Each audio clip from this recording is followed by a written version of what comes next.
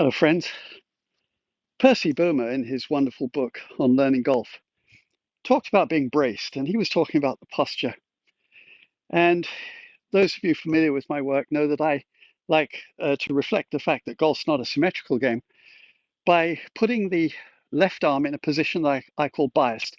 It's not just the arm, it's the shoulder, of course, which is what really turns the arm, and the side of the body, which he advocated having this side more bent and this straight, and so on. And he viewed it rightly that it's a three-dimensional object and we need in all three dimensions to adjust that. Now, I think one notable absence is from a lot of the golf literature is any talk about how to brace the right hand, because very often, along with the right leg, those are the two parts of the body, and particularly the hand, that are having to be the first line of defense against the drag of the golf club as you're coming down.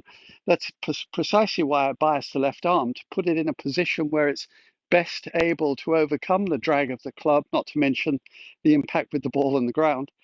And so early on in the downswing, the right arm and hand, particularly, are very instrumental in controlling that. Well, we need to anticipate that at address. And how I recommend it is to do what they say, which is to have the elbow tucked in. Ben Hogan thought it's super important. In fact, I've always thought that he was advocating that you lead with the elbow underneath the other one. It's not possible, but that's how it feels. And of course, Percy Boomer constantly referred to the feels of a golf swing being the goal.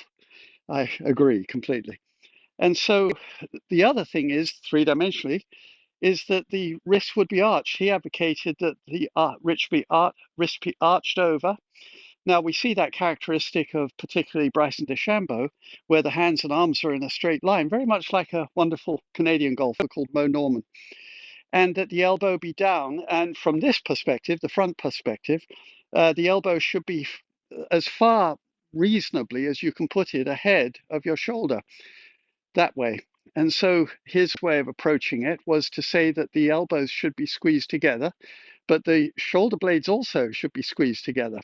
Now, the net result of this is that if you've worked to push the hands down, but keep the elbow down and to the left, you've braced the hand in a position that's best equipped to overcome the drag of the golf club when you initiate the downswing, and also provide a spring that combines with the spring of the shoulder and other portions of your applying force to give you the necessary and valuable power.